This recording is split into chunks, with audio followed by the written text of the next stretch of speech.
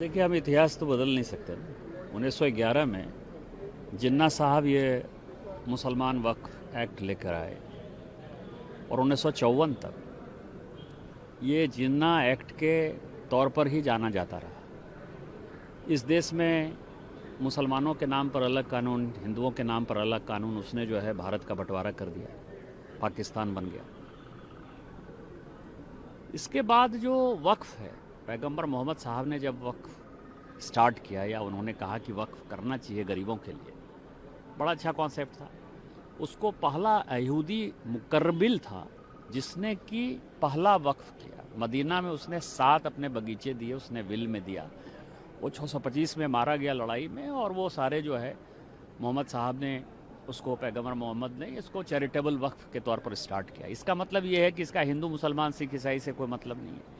वक्फ कोई भी कर सकता है। इस देश में भी वक्फ उसी तरह के हुए हैं।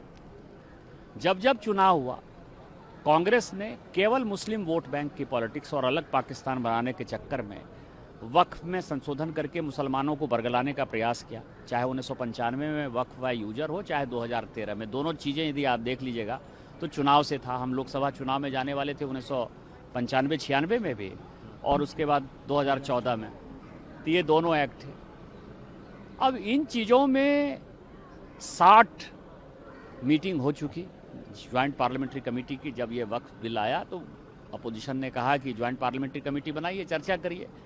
चर्चा हुई। आपको पता है कि जो जगदम्बिका पाल जी थे उनके ऊपर जो है मारने का भी प्रयास हुआ। कल्याण बनर्जी ने जो है बोतल भी फेंका। इस तरह का मैंने कभी लाइफ में देखा ही नहीं कि इस तरह क्या भाई पार्लियामेंट होता है।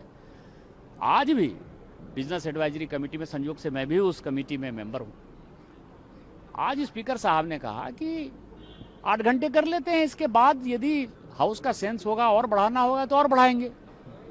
समय के लिए कहीं भी कोई परेशानी नहीं थी। ये मन बना कर आए थे कि इनको जो है केवल मुसलमानों को मैसेज देना है, मुसलमानों को वोट बैंक समझना है, मुसलमानों को मैसेज देना है। इसलिए इन चीज़ों का उन्होंने बैकआउट किया। उनके बुद्धि पर तरस आता है।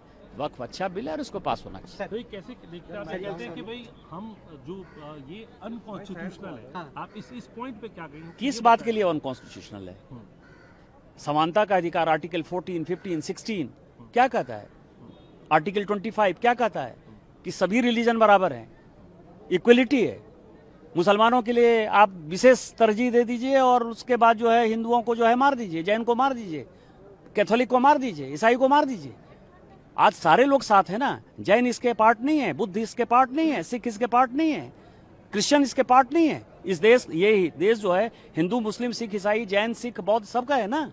सभी एक साथ हैं।